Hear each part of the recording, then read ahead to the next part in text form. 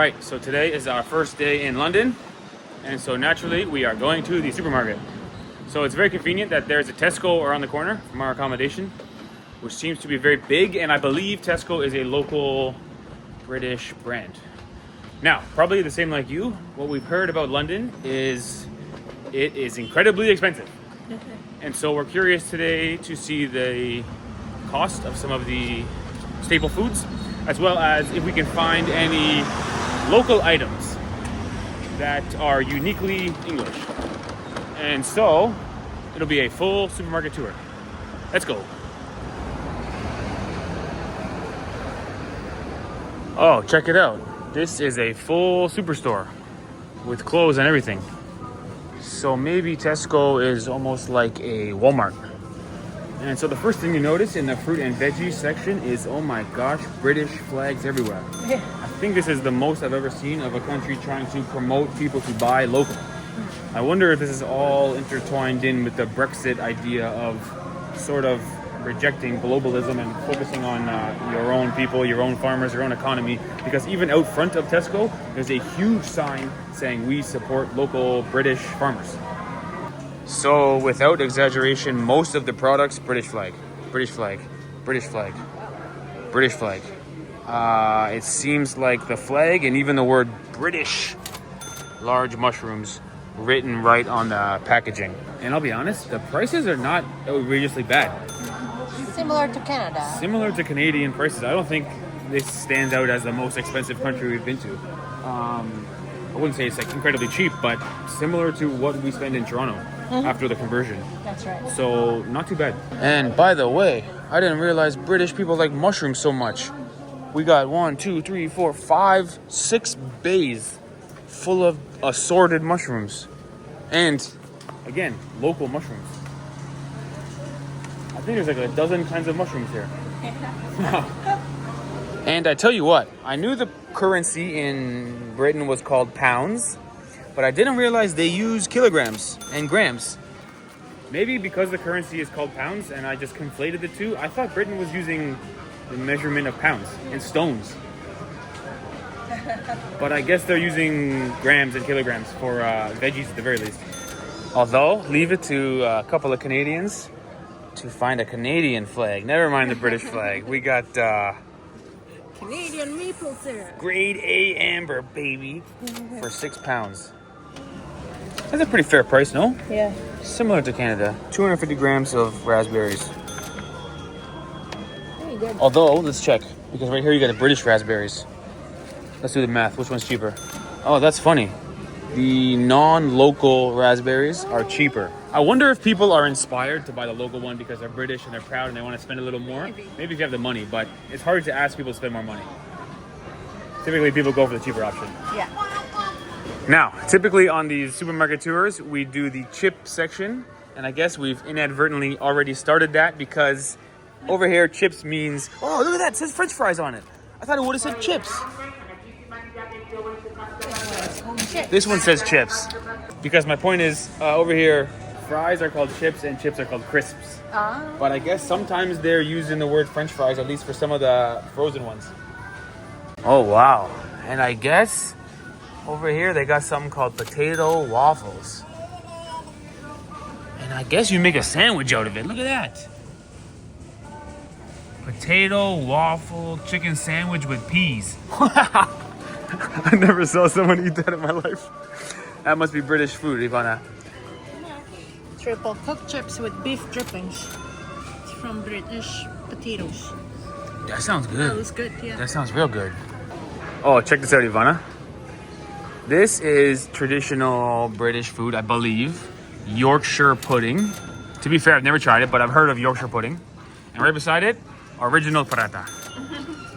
Because there's tons of South Asian food in England, obviously. Yeah. I think the unofficial national dish over here is tikka masala. Tikka masala. Is it there? Yeah, of course. This obviously the frozen version. Yeah. A taste of India. Tikka masala. And it's funny that we've been to Pakistan and India both many times, and you'll never find tikka masala over there. It's from here. It's from here. Oh, and check it out. 2 freezers, actually 3 freezers of basically fish and chips. Some of them even say proper taste of the chippy.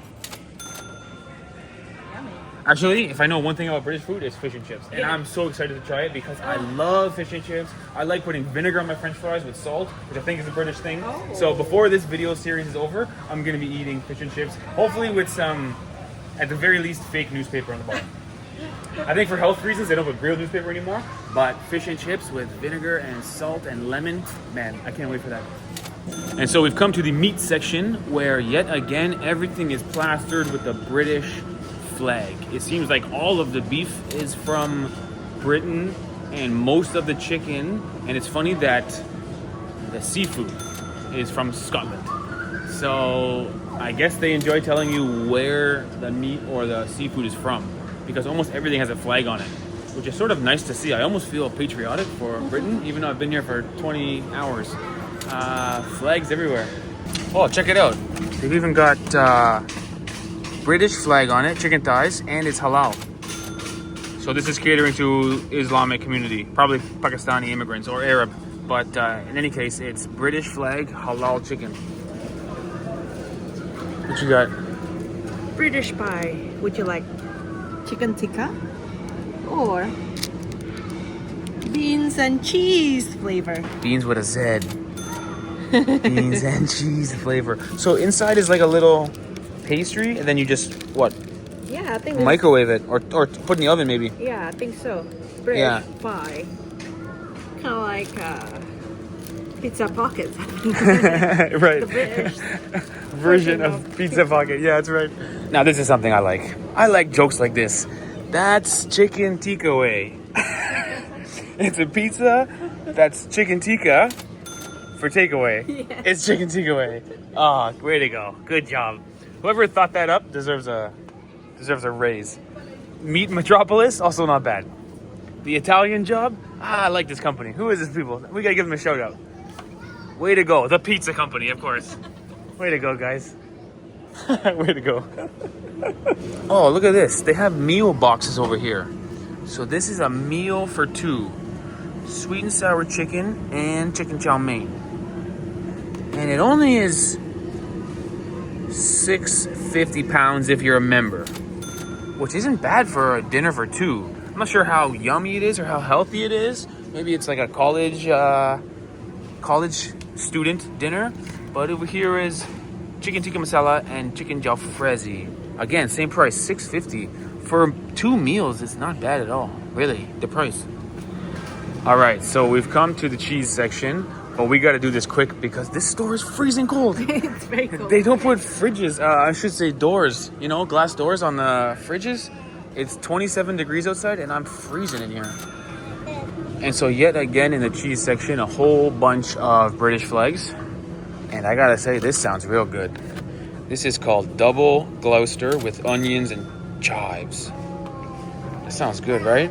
And yes, I grabbed that cheese because I wanted you guys to know that I know how to pronounce Gloucester. I think a lot of people would guess Gloucester. I'm 90% sure it's Gloucester.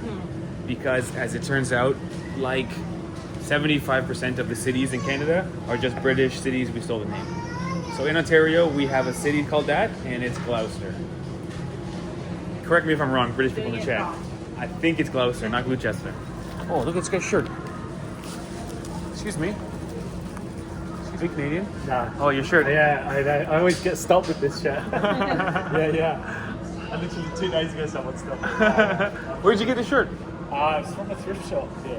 Oh, okay. Yeah, Do you know the actually, team? I didn't know. No, I didn't know. It's Ottawa Senators. I'm from Canada. Yeah, okay. Yeah, I can tell by that. But is this like a big supermarket there?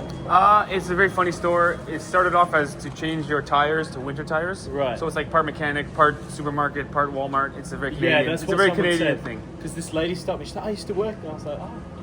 Like, Canadian Tire, yeah. Yeah. Anyway, cheers. Right, take care. Later. And so there you have it, everybody. Just met a guy with a Canadian Tire Ottawa Senators hockey jersey. And I'm wishing I had a shirt like that. It's so cold in here. It's nice and warm in there, no? Anyway, we've made it to the bread section where it doesn't appear like they have much sliced bread or what we would call like Wonder Bread in Canada, which is mostly what we eat. Over here it seems very good looking fresh bread is what is for sale. And I tell you what, the bread looks good, but I gotta say, this is my favorite one. It's called a crusty bloomer. To me, that sounds like a British insult. Have you met that guy? Yeah, he's a bit of a crusty bloomer. And, oh, I stand corrected. They have a whole section of pre-packaged, pre-cut, relatively cheap bread. Looking like 95 pence, even 75 pence will be the cheapest one. Which, relatively affordable, although I'm sure it's not nearly as good as what we just bought. Which is jalapeno vintage cheddar bloomer. Nice. And so we've stumbled into the milk section, which is uniquely sold in a very cold area with no doors on the fridges. And I guess they just wheeled these metal things right in. So stop me if you heard this before, but I'm freezing. And would you look at that? They sell milk by the pint. Ivana, do you know what a pint is? I heard it for beer. Correct. Yeah. The only time I've seen a pint used is for beer. And based on the fact that 4 pints makes 2.272 liters, I can't do that in my head. I think a pint is just over half a liter. Yeah, that's right. Like 550 mils, a little bit more than that. I never saw milk by the pint. And see, that's probably why I thought they would do pounds for the veggies. Because I know they have these old British measurements, pints and quarts and things that most countries are not using anymore. So I can honestly say I've never heard of anything other than beer in a pint. So funny, you can get 4 pints of milk in a big jug. And so we've stumbled into the tea section, which to be fair is not that big. It's just from the end of the aisle to about here is where the tea section stops. Now I gotta admit, I don't know much about the tea world. I'm more of a coffee man myself. I know they've got something called breakfast tea, English breakfast. I'm not sure if that's the same one you would drink at tea time. Because when you think of England, you think of tea time. In between lunch and dinner is tea time. So maybe we'll try to have a tea time before we get out of here. Yeah, it smells so good. And it smells really good over here, yeah. And I think you're supposed to put milk in your tea.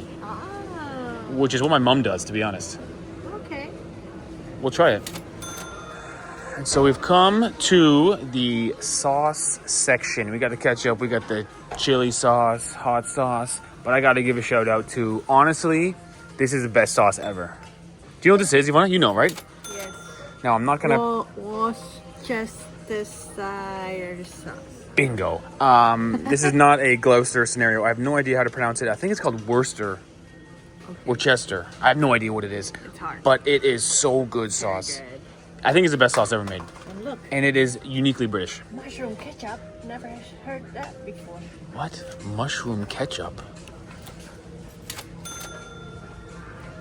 Looks like it's in a medicine bottle. Like from the 1840s, you know what I'm saying? Mushroom ketchup? Could be good. Never knock it till you try it, although never before seen. And so let's talk crisps. Now I'm assuming Walker's is a brand or a division of Lay's because the packaging is so similar to Lay's, and of course it says 100% British potatoes. And so the logo is a little different, but the flavors are pretty familiar. Tomato ketchup, probably the best chip ever made. And everything else we've seen before, maybe prawn cocktail is the most unique one, which is something we've never seen before. Yeah, a lot of prawn cocktail. Even these things, which are like a corn puff. Prawn cocktail. Okay. Yeah, well, everything is prawn cocktail. Even Pringles prawn cocktail. What's the cocktail flavor? It's just prawn, no? And sauce. Oh, like a drink? Like the chili sauce. They dip it on. Prawn cocktail. Oh my gosh. Gonna bring that back to your dad. Oh my gosh. We're gonna buy it, but I'm not gonna bring it to him. It's gonna be empty before we get home. That sounds so good. How did you find that? I just saw it. You're a genius. So Ivana says we gotta bring that back to my dad because my dad over time has lost his sense of taste. He doesn't taste much of anything, but he can still taste Lea and Perrins. That's amazing. We gotta eat that. That's so good find, Ivana. Oh, that's great. And so we're in the beer section now. Off the top of my head, I don't know any British beers, which is kind of surprising me. Most European countries got a famous beer, or 2 or 3. But let's check prices at least and see if we can afford a 6-pack. And so it seems like the cheapest beer you're gonna find is Carling, which might be local. It says Burton-on-Trent, Great Britain. So maybe this is local beer, but I don't know because we have this in Canada. And even in Canada, it's the cheapest beer. Anyway, the price is like £15 for 18 440s, which is a funny can size. Canada, we have smaller cans like 330 and big ones, which are half liter. But of course, in London, they have a pint can, which is quite a big beer. And now we know a pint is 568 mils. So I wasn't too far off earlier. I tell you what, John Smith's, that sounds British. And Old Speckled Hen. Yeah, English Pale Ale. Okay, so here's some local beers, which are not too differently priced, a little bit more expensive. Actually, this one's not bad. Actually, John Smith's is about £1 per can for 440 ml cans. Okay, that's not bad. Wow, that's unexpected. They got Krispy Kreme donuts. They got a little stall here, Krispy Kreme, including some superhero donuts. Gotta get a Superman donut or maybe Wonder Woman. Not bad. Whoa, that's for 1 donut? Oh, that's for 3. No, that's for 1 donut. Yeah. Holy cow. Good thing I'm on a diet because I can't afford the donuts over here. All right, final review of the British supermarket. For 1, the flag is everywhere. They're proud of local products. For 2, there were some imperial measurements, but mostly grams and kilograms.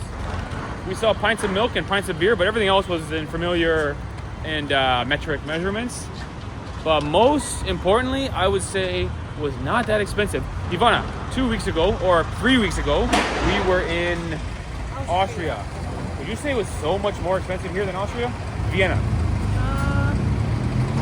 No. Similar to Vienna. I didn't think it was too expensive. Maybe because so many people told us, oh man, London prices are crazy. Maybe I overestimated it, but for a fully developed and capital city, it wasn't that outrageous. It's similar to Canadian prices. Similar to Canadian prices, really. Boom, there you have it. Okay, it's raining, so we're going bye.